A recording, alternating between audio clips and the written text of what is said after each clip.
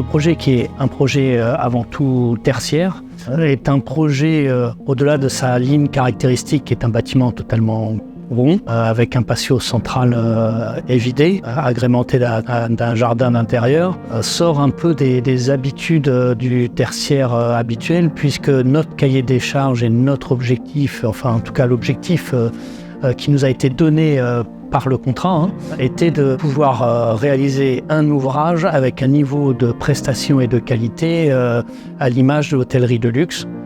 Un ouvrage qui symbolise et qui résume tout ce que l'on a comme idée de la décoration d'intérieur à la française, le fameux luxe à la française, puisqu'on avait dans notre scope et dans notre enjeu contractuel un volet agencement mobilier en fourniture et en pose, décoration intérieure.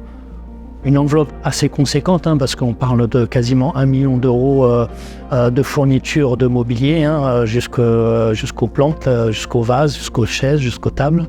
Donc pas loin d'1 million d'euros d'agencement sur mesure et de mobilier. On a su aussi apporter des éléments de réponse à un besoin qui était clairement identifié par notre maître d'ouvrage Airbus et qui venait en complément, mais qui n'était pas forcément dans notre cadre contractuel. Un gros volet digitalisation scénographique qui devait compléter ce fameux luxe à la française et ce détail de prestations proches de l'hôtellerie de luxe. On a un peu poussé dans nos retranchements nos savoir-faire en mélangeant à la fois notre technicité sur le béton, d'une part, et la technicité liée au corps d'état technique. On a pu proposer par exemple de réaliser un dallage en béton poli agrémenté de fibre optique, qui est certainement une première dans cette volumétrie de réalisation d'ouvrage. De la même manière, toujours sous l'impulsion des roses et de séquences au travers de certains de nos prestataires, on a proposé et in fine on a réalisé un dallage en béton quartzé avec un effet kintsugi, c'est-à-dire l'application de façon un peu détournée de cet art ancestral de réparation des vases japonais, où on a créé des fausses fissures qui ont été fraisées dans le béton quartzé et que l'on a remplies de résine couleur bronze et or. En fait, un projet, c'est toujours une rencontre entre un maître d'ouvrage qui définit ses besoins. Et ici, on avait vraiment un programme qui était à la fois hyper motivant, hyper intéressant et très atypique, puisque ce bâtiment, c'est un bâtiment à la fois de bureaux, mais à la fois d'open space, de bureaux fermés, avec ce rez-de-chaussée qui est un espace de rencontre entre tous les participants à ce projet, et puis les salles de signature. Donc, on avait déjà un programme qui était à la fois complexe, mais à la fois extrêmement ambitieux, de la part d'Airbus qui avait mis la barre extrêmement haut, je trouve, sur toutes les demandes qu'ils avaient faites. Et puis cette rencontre entre donc ce besoin et une équipe qui va essayer de répondre au mieux à ce besoin exprimé. Et donc ici, quand on arrive pour la première fois, c'est un grand parking en fait. Et on nous dit, il faut faire un lieu d'exception sur ce parking. Et je crois que la première image qu'on a montrée pour le projet, c'est cette image un peu connue où on voit une plante qui pousse au milieu d'une immensité de goudron en fait. Et c'est ça qui était intéressant et en fait c'est ça qu'on a voulu reproduire. C'est-à-dire on s'est dit ce bâtiment, il faut qu'il ait sa vie propre et le premier mot qui nous est venu c'était oasis. C'est comment on faisait ici une oasis de verdure au milieu de ce grand parking finalement. Voilà. Donc la forme ronde du projet, elle vient de ça, du fait de cette idée d'oasis, finalement de se regrouper autour du jardin qu'on a ici. Cette forme-là, elle a bien sûr pesé beaucoup sur le projet. C'était une grande centralité de se retrouver autour de ce jardin. Et bien sûr, ça délimite des espaces qui sont particuliers, avec ces circulations dont on ne voit jamais le bout. Et puis, c'est sa salle de signature en haut, sur lesquelles on a cette grande terrasse qui ouvre sur les pistes. Ça, c'était un peu la volonté du programme, d'avoir ces espaces d'exception un peu à l'étage qui permettaient de signer et puis derrière de pouvoir prolonger la signature par un pot sur cette terrasse. Voilà. Et finalement, il s'est passé sur le chantier la même chose qui s'était passé en études, c'est-à-dire cette espèce d'alchimie, d'aventure humaine où finalement tous les gens poussent dans le sens du projet. Et ça, c'est quelque chose qui n'arrive pas t'arrives pas sur tous les chantiers. C'est arrivé ici en études avec une équipe extrêmement soudée. La petite année qui a duré le concours a permis de souder les gens autour de ce projet, que ce soit l'entreprise, bon, bien sûr nous architectes qui en sommes un peu les chefs d'orchestre au départ, c'est nous qui donnons le là, mais après tout le monde a adhéré à ça, et finalement on s'aperçoit qu'en chantier, toutes les entreprises ont joué le jeu de manière assez admirable, et finalement on le voit dans la qualité de réalisation qui nous est donnée aujourd'hui, c'est-à-dire que tout le monde vraiment c'est à jouer le jeu du projet et à travailler dans le sens de ce projet pour faire en sorte que dès le premier dessin qu'on avait fait, on arrive finalement aujourd'hui à retrouver exactement ce qu'on avait dessiné. Et puis dire un mot quand même sur tout l'aménagement intérieur mené par Eros, qui s'est rajouté un peu à l'équipe en cours, et donc quand même la réalisation est assez admirable également sur tous les aménagements intérieurs, tous les choix de matériaux, que ce soit ici jusqu'au TOT avec sa moquette qui fait tant parler. La demande de notre client était claire.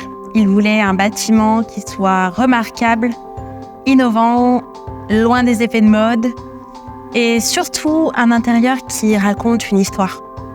Donc on a passé beaucoup de temps à étudier les différents types de personnes qui allaient évoluer au sein du bâtiment et dans différents espaces. Donc les équipes d'Airbus, les clients résidents, les clients courte durée, les équipes techniques. Puis on a fait peu à peu le parallèle entre la dynamique des populations et la dynamique des espaces. Le New Périport, pour nous, c'était un véritable écosystème. Et dans un écosystème, il y a des milliers de choses qui se passent. Donc les possibilités sont infinies. Les éléments sont interreliés entre eux dans le sens où chaque élément peut être indispensable à un autre élément.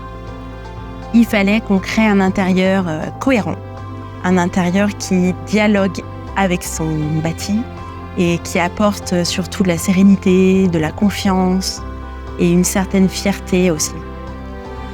Donc nous sommes arrivés sur l'idée d'une mangrove qui se déploie sur tout le rez-de-chaussée. Donc pour faire écho au bâtiment et au dessin de l'agence Séquence, on a imaginé un design tout en rondeur qui joue avec des courbes, des contre-courbes et qui permet de loger au final plein de zones hybrides. Donc des zones conviviales qui favorisent les échanges, des zones plus calmes pour travailler, des petits salons. C'est un design unique et même poétique. L'espace devient complètement végétalisé. Les poteaux structurels se transforment en palétuvier, qui est l'arbre de la mangrove. On retrouve aussi l'évocation des lucioles à travers une suspension majestueuse dans l'atrium. Des petits cocons en bois un peu plus intimes, un peu plus chaleureux. Et puis cette fameuse ligne d'or sur le sol, donc à la manière de Kintsugi, qui rappelle les flux aériens ou encore les espaces fractionnés vus du ciel. C'est un projet qui a été pensé et réalisé suivant une réelle ambition de qualité architecturale. Donc au-delà de son image, c'est un bâtiment fonctionnel et qui répond à toutes les exigences de ses utilisateurs.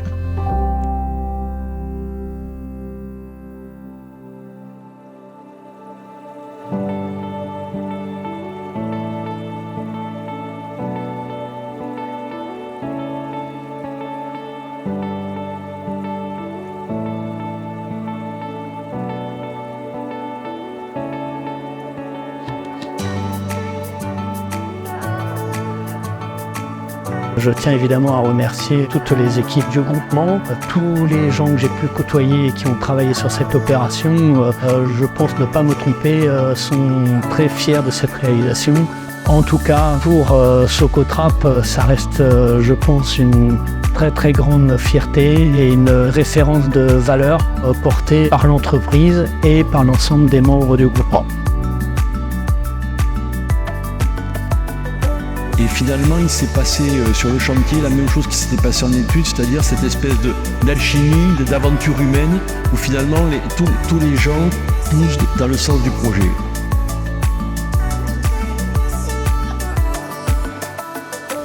C'est un projet qui a été pensé et réalisé suivant une réelle ambition de qualité architecturale. Donc au-delà de son image, c'est un bâtiment fonctionnel et qui répond à toutes les exigences de ses utilisateurs.